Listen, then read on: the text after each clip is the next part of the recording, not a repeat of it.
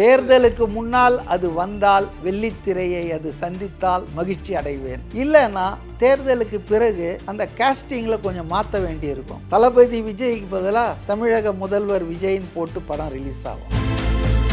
MCR Pure Cotton Club, formals and casual shirts. உங்கள் தங்க நகையை விற்று உடனடி பணம் பெற Max Gold. Call 04445454545. Achika, India's #1 trusted gold buyers. We release pledged gold instant cash payment. Censor board மூலம் L Murugan, Amit Shah, prime minister office முழுமையாக இறங்கி வேலை செய்கிறாங்க. விஜய் அவங்களுடைய கூட்டணிக்குள் வராதது இவங்களுக்கு மிகப்பெரிய கோபத்தை ஏற்படுத்தியிருக்கு. Not at the level of Nainar Nagendran or Murugan, இந்த அண்ணாமலையெல்லாம் இல்லை, at the level of Amit Shah and Modi.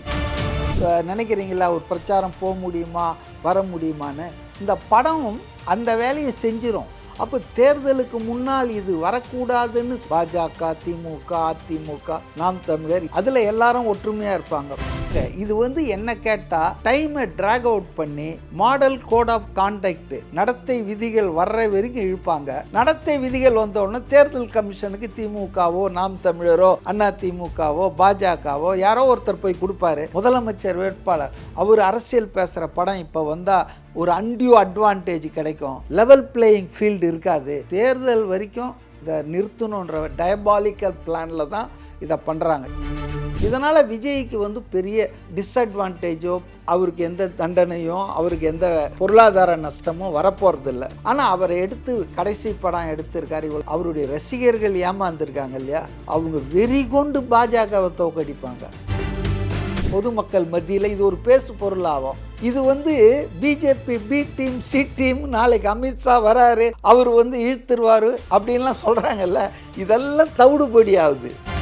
வேணும்னே இவங்களே பண்ணுறாங்க அப்படின்னு ஒரு விஷயத்தை முன் வைக்கிறாங்க. இன்னொன்று, கோர்ட்டுக்கு போனதுனால தான் இவ்வளோ டிலே ஆகுது. அவங்க போர்டுகிட்டே பேசியிருந்தா இன்னுமே இது சுமூகமாக முடிஞ்சிருக்கும். நான் ஏன் இதில் அரசியல் இருக்குது, அரசாங்கத்தின் கை இருக்குது, பாஜகவின் சதி இருக்குதுன்னா, the way it was appealed against the single judge 2-3 நிமிஷத்தில் ஜட்ஜ்மெண்ட்டே 89 பக்கங்க.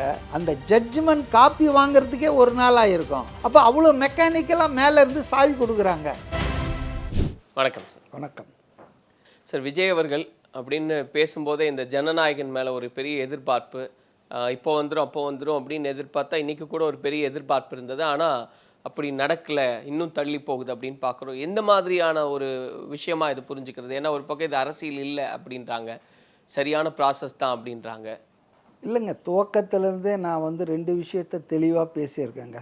சிபிஐ என்கொயரியில் அரசியல் இல்லை, அதில் மத்திய அரசின் கை இல்லை, அழுத்தம் இல்லை விஜய்க்கு. ஆனால் சென்சார் போர்டு மூலம் L Murugan, Amit Shah, prime minister office முழுமையாக இறங்கி வேலை செய்கிறாங்க, பழி தீர்க்குறாங்க.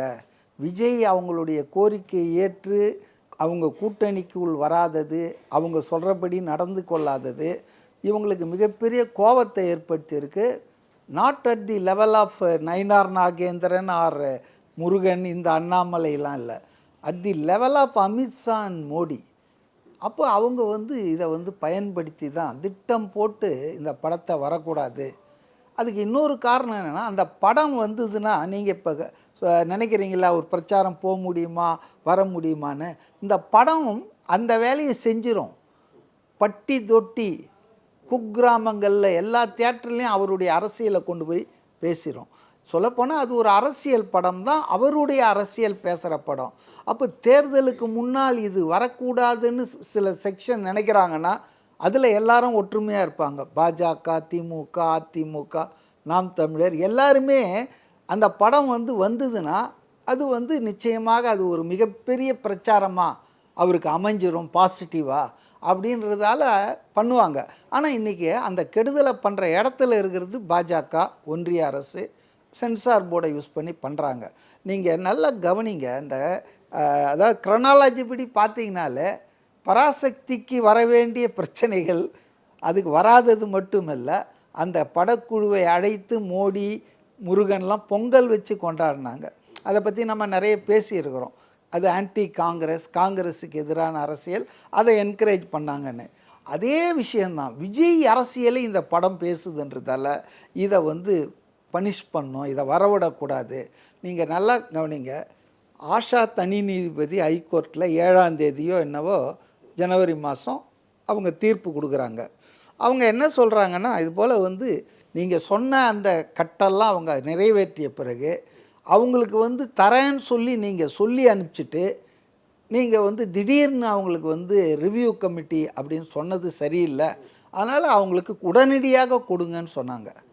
இதுதான் அவங்களுடைய உத்தரவு. 7ஆம் தேதி 7ஆம் தேதியா இல்லை 9ஆம் தேதி காலையில் கொடுத்தாங்க. 7ஆம் தேதி வழக்கு விசாரணைக்கு வந்தது, 9ஆம் தேதி ஜனவரி கொடுத்தாங்க. சில நிமிடங்களில் இம்மிடியேட்டாக மேல்முறையீடுக்கு சென்சார் போர்டு அந்த ஃபஸ்ட் டிவிஷன் பெஞ்சுக்கு போச்சு, சீஃப் ஜஸ்டிஸ் இருக்கிற பெஞ்சுக்கு.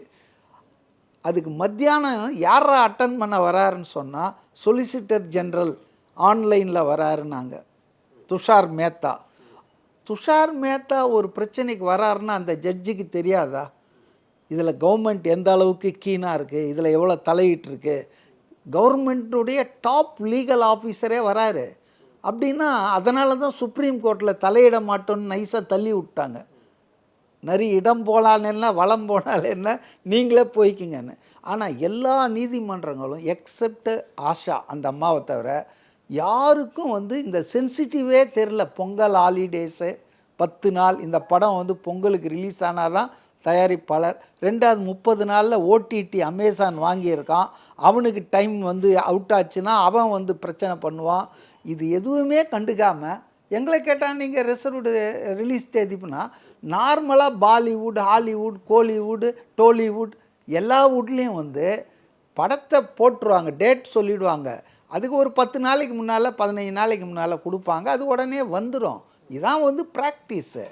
ஆனால் இதெல்லாம் கொஸ்டின் பண்ணாங்க சீஃப் ஜஸ்டிஸ். அப்போவே எனக்கு தெரியும் இது வந்து ஒழுங்காக போகாது வராதுன்னு சொல்லிட்டு. இன்றைக்கி தீர்ப்பை நீங்கள் யோசித்து பாருங்கள். ஒரு தனி நீதிபதி கொடுத்ததை எதிர்த்து உடனடியாக சென்சார் போர்டு போகுது. சென்சார் போர்டு இதில் வந்ததை எதிர்த்து உடனடியாக சுப்ரீம் கோர்ட்டுக்கு இவங்க போகிறாங்க தயாரி, ஏன்னா அவங்களுக்கு வயிற்று வலி. ஆனால் நான் எதிர்பார்க்காதது நடந்தது. சென்சார் போர்டு போய் கேவியேட் ஃபார்ம் ஃபைல் பண்ணுறாங்க, எங்கள் கருத்தை கேட்காம நீங்கள் இதில் தீர்ப்பு சொல்லக்கூடாதுன்னு. ஒரு கவர்மெண்ட் டிபார்ட்மெண்ட்டுக்கு இவ்வளோ என்னங்க ப்ரோஆக்டிவ். உங்கள் மேலே தீர்ப்பு வந்தால் அதை நீங்கள் கண்டெஸ்ட் பண்ணுவீங்க, அதுதான் இது இவ்வளோ நாளாக பார்த்தோம். ப்ரோஆக்டிவாக போகிறாங்கன்னா that much pressure they have through I&B ministry, through BMO. இதை இல்லாமல் இது இந்த அளவுக்கு போகாது. சரி, இன்றைக்கி தீர்ப்பு கொடுத்தாங்க, எத்தனை நாள் கழித்து கொடுத்தாங்க? ஒரு சென்ஸ் ஆஃப் அர்ஜென்சி இல்லை பாருங்கள், இழுக்கிறாங்க. இது வந்து என்ன கேட்டால் டைமை ட்ராக் அவுட் பண்ணி மாடல் கோட் ஆஃப் கான்டக்ட் நடத்தை விதிகள் வர்ற வரைக்கும் இழுப்பாங்க. நடத்தை விதிகள் வந்தோடனே தேர்தல் கமிஷனுக்கு திமுகவோ, நாம் தமிழரோ, அண்ணா திமுகவோ, பாஜகவோ யாரோ ஒருத்தர் போய் கொடுப்பாரு. சரி, இது இவர் வந்து தேர்தலில் முக்கியமான ஒரு கட்சி வேட்பாளர், முதலமைச்சர் வேட்பாளர், அவர் அரசியல் பேசுகிற படம் இப்போ வந்தால் ஒரு அன்டியூ அட்வான்டேஜ் கிடைக்கும், லெவல் பிளேயிங் ஃபீல்டு இருக்காது. அதனால் இது தேர்தல் வரையில் சாதாரணமாகவே அரசியல் சம்மந்தப்பட்ட நடிகர்கள் பாட்டு போட மாட்டாங்க, வசனம்லாம் போட மாட்டாங்கல்ல, அதை மாதிரி இதை வந்து தேர்தல் வரைக்கும் இதை நிறுத்தணுன்ற டயபாலிக்கல் பிளானில் தான் இதை பண்ணுறாங்க. இல்லைன்னா இன்றைக்கி தீர்ப்பை நல்லா பாருங்கள். இவங்க என்ன செய்யணும், மேல்முறையீடு செய்து இது சென்சார் போர்டு, அதாவது தனி நீதிபதி உடனடியாக கொடுத்ததை எதிர்த்து மேல்முறையீடு பண்ணுறாங்க. அவங்க சொன்ன அதுக்கு ஒரே ஒரு ரீசன் தெரியுமா, எங்கள் கருத்தை அவங்க கேட்கல, எங்களுக்கு பதில் சொல்ல டைம் கொடுக்கல, ஒரு தரப்பை கேட்டுட்டு சொல்லிட்டாங்க. நாங்கள் ஓகே, இப்போ நீங்கள் மேல்முறையீடு ஹைகோர்ட்டில் டிவிஷன் பெஞ்ச் பேசுகிறீங்க, நீங்கள் டைம்லாம் கொடுத்தீங்க, அவங்க சொன்னதை கேட்டீங்க, நீங்கள் தீர்ப்பு இல்லை கொடுக்கணும். ஏன் தீர்ப்பு கொடுக்கல? ஒன்று நீங்கள் என்ன கொடுக்கணும், ஓகே ரிவ்யூ கமிட்டிக்கு போங்க, அவங்களுக்கு there is reasons, sufficient reasons are there, நீங்கள் ரிவ்யூ கமிட்டிக்கு போய் பார்த்துட்டு வாங்க அப்படின்னு சொல்லியிருக்கலாம். அப்படி இல்லைன்னு சொன்னால், இல்லை ஆஷா நீதிபதி சொன்னது கரெக்டு தான், having accepted and implemented all your cuts, நீங்கள் வந்து இதை ஹெல்டப் பண்ணுறதுக்கு நியாயம் இல்லை. ரெண்டாவது 5 பேர் இருக்கிறதுல 4 பேர் ஓகே பண்ணியிருக்காங்க, அந்த ஒருத்தருக்கு தான் மதமா சின்னங்கள். இன்றைக்கி சீஃப் ஜஸ்டிஸ் சொல்கிறாருங்க அந்த தீர்ப்பில், மத சின்னங்களை அவமதிப்பதை பொறுத்து கொள்ள முடியாதுன்னா இவங்க யார் எங்கே இருக்காங்கன்னு தெரியுது இல்லை. அப்போ அந்த 4 பேர் வந்து மதம் இல்லாதவங்களா பார்த்தவங்க? இராணுவத்தை பற்றி இருக்குங்க, அதனால் அதுக்கு எக்ஸ்பர்ட் ஒப்பீனியன், இராணுவ சின்னது. இது எல்லாமே வந்து காக் அண்ட் புல் ஸ்டோரிஸுங்க. என்னை கேட்டால் இது திட்டமிட்டு ட்ராக் ஆன் பண்ணி தேர்தலுக்கு முன்பு இந்த படம் வந்துவிடக்கூடாது என்பதற்காக மத்திய அரசு நீதிமன்றங்களை வளைச்சி உடைச்சி பண்ணியிருக்கு. இல்லைன்னா இந்த தீர்ப்பு என்ன தீர்ப்புங்க, திருப்பி தனி நீதிபதி கிட்ட போங்கன்றதுக்கு அவங்க தான் அவங்க விஷயத்தில் அவங்க சொல்லிட்டாங்க, நியாயம் இல்லை, நீங்கள் டிலே பண்ணுறதுக்கு இம்மிடியேட்டாக கொடுங்கன்ட்டாங்க. அதை இவங்க அது சரியா தப்பா, ஒன்று இந்த பெஞ்சுன்னா சொல்லிடணும், டிவிஷன் பெஞ்சுனா அந்த அம்மா சொன்னது கரெக்டு தாங்க அப்படின்னு சொல்லலாம். இல்லைன்னா இல்லை அந்த அம்மா சொன்னது தப்பு, நீங்கள் ரிவ்யூ கமிட்டிக்கு போய் அதை பாருங்கன்னு சொல்லலாம். இந்த ரெண்டில் ஏதோ ஒன்று சொல்லலாம். எதுவும் சொல்லாமல் திருப்பி பாலை இங்கேயே அடிக்கிறாங்களே, இது இந்த ஃபுட்பால் விளையாடுற மாதிரி இங்கேயே அடிச்சிட்டு இருப்பாங்க. இது ஒரு 10 நாள் ஆகும், தெரியுதுங்களா? அதனால் வந்துங்க இது திட்டமிட்டு விஜயை பனிஷ் பண்ணுறதா நினச்சிக்கிட்டு பாவம் அந்த அப்பாவி படத்தயாரிப்பாளரை இவங்க பனிஷ் பண்ணுறாங்க. இதனால் விஜய்க்கு வந்து பெரிய டிஸ்அட்வான்டேஜோ, அவருக்கு எந்த தண்டனையும், அவருக்கு எந்த பொருளாதார நஷ்டமும் வரப்போகிறதில்ல டெக்னிக்கலாக. ஆனால் அவரை எடுத்து கடைசி படம் எடுத்திருக்காரு, இவ்வளோ செலவு பண்ணி தியேட்டர் ஓனர்லாம் பணம் கொடுத்து வாங்கியிருக்காங்க. ஸோ இவங்க தான் பாதிக்க போகிறாங்க. ஆனால் அவருடைய ரசிகர்கள் ஏமாந்துருக்காங்க இல்லையா, அவங்க வெறி கொண்டு பாஜகவை தோக்கடிப்பாங்க. இது பாஜக வந்து சாதாரணமாக இருந்தாலே ஜெயிக்கிறது ரொம்ப கஷ்டம்.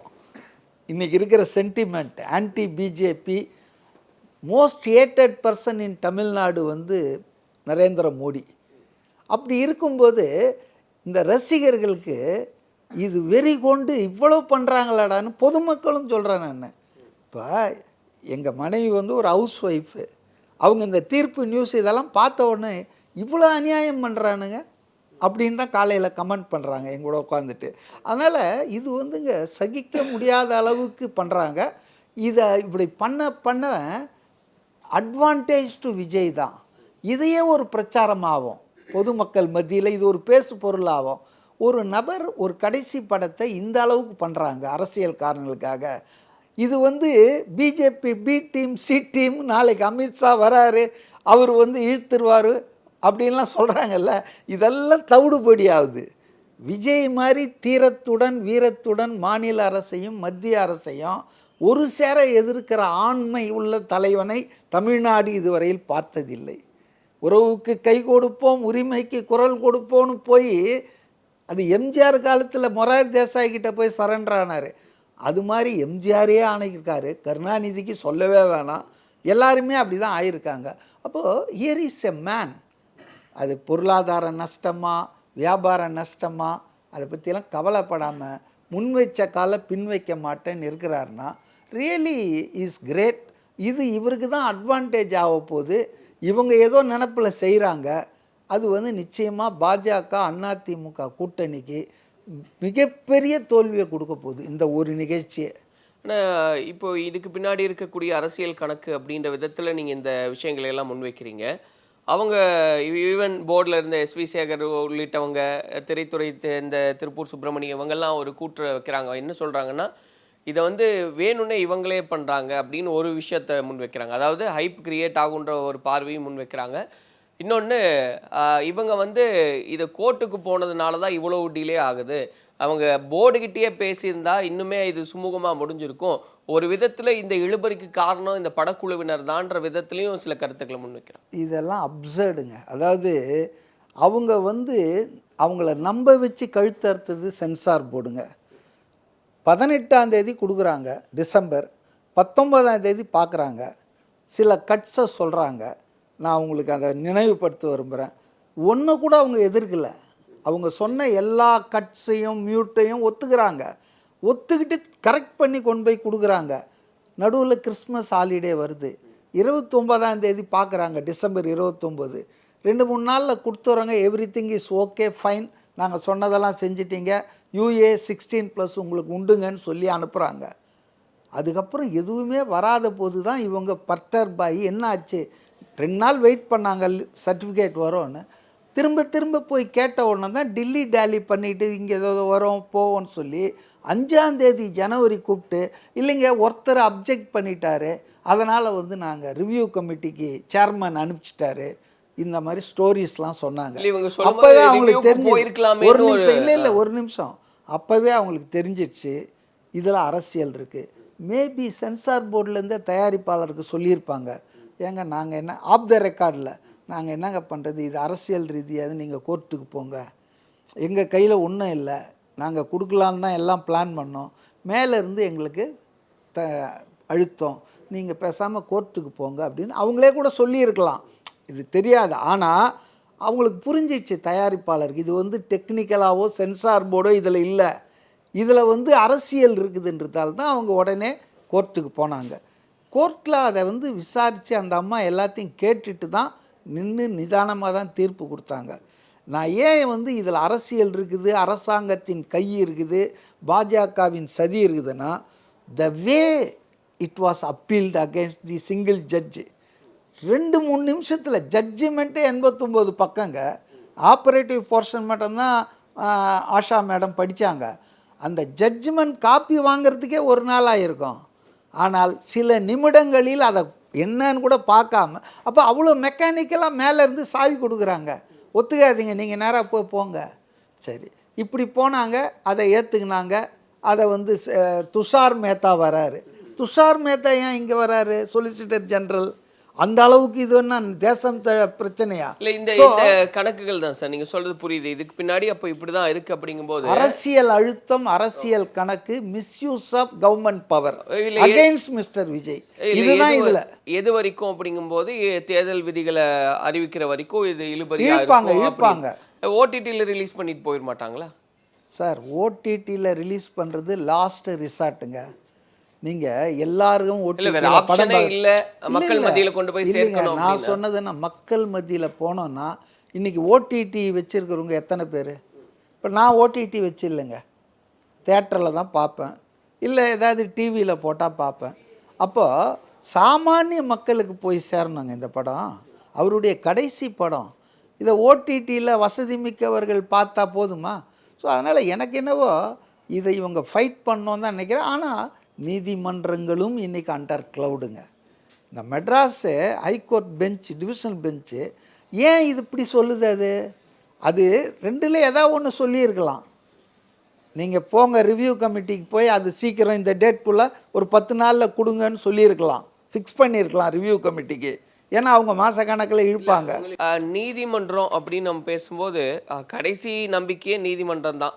அதனால தான் வந்து அவங்கள படக்குழுவினரே தான் நீதிமன்றத்தை நாடுறாங்க. அப்படிங்கும்போது நிச்சயமாக இங்கே ஒரு தீர்வு கிடைக்கும் அப்படின்றதான கடைசி நம்பிக்கைங்க. ஆனால் இன்றைக்கி நம்பிக்கைகள் எத்தனை வந்து எலெக்ஷன் கமிஷனே புனிதமானதுன்னு தானே நம்ம நினச்சிட்ருக்குறோம். இன்றைக்கி ஓட்சோரின்னு அது மேலேயே குற்றச்சாட்டு வருதா? மோடியின் ஆட்சியில் எல்லா அமைப்புகளும் தகர்க்கப்படுகின்றன அல்லது கைப்பற்றப்படுகின்றன. நீதிமன்றத்துலேயும் இதான் நடந்துகிட்ருக்குது. இப்போ யூபியில் ஒரு தீர்ப்பு கொடுத்தாரு அரசாங்கத்துக்கு எதிரான ஒரு நீதிபதியை, அரசாங்கமே சொல்லி அவரை மத்திய பிரதேசத்துக்கு மாற்றிருக்காங்க 2 நாளைக்கு முன்னால் ஹைகோர்ட்டு ஜட்ஜை. ஸோ நீதித்துறையில் வந்து ஆட்சியாளர்கள் தலையிடலைன்னு நம்ம யாருமே சொல்ல முடியாது. அதுக்கு ஆட்சியாளர்கள் நிர்பந்தத்துக்கு நீதித்துறை வளைந்து கொடுக்கறது என்பது நான் இப்போ சொன்ன பாருங்க, யூபியில் ஹைகோர்ட்டு ஜட்ஜை தூக்கி மத்திய பிரதேசத்துக்கு அடிச்சிருக்காங்க. For the simple reason he has given expressed opinion against the government. அதனால் இன்றைக்கி நீதித்துறையும் அண்டர் க்ளவுட் ஆயிடுச்சுன்றது வருத்தத்திற்குரிய உண்மை தான். இப்போ உங்களுடைய பார்வையில் வந்து இந்த ஜனநாயகனுக்கான தேர்தலுக்கு முன்னால் அது வந்தால் வெள்ளித்திரையை அது சந்தித்தால் மகிழ்ச்சி அடைவேன். இல்லைன்னா தேர்தலுக்கு பிறகு அந்த கேஸ்டிங்கில் கொஞ்சம் மாற்ற வேண்டியிருக்கும். தளபதி விஜய்க்கு பதிலாக தமிழக முதல்வர் விஜய்ன்னு போட்டு படம் ரிலீஸ் ஆகும். இதான் நடக்கும் கண்டிப்பாக. சரி, பொறுத்திருந்து பார்ப்போம் சார். ஒரு பெரிய நம்பிக்கை முன் வச்சுருக்கீங்க. ஆனால் இன்னும் நிறைய காட்சிகள் எல்லாம் மாற இருக்கும் அப்படின்றது புரிஞ்சுக்க முடியுது. நிறைய விஷயங்களை பேசலாம். நன்றி. MCR Pure Cotton Club, formals and casual shirts. உங்கள் தங்க நகையை விற்று உடனடி பணம் பெற maths gold. Call 04445454545. Achika, India's #1 trusted gold buyers. We release pledged gold instant cash payment.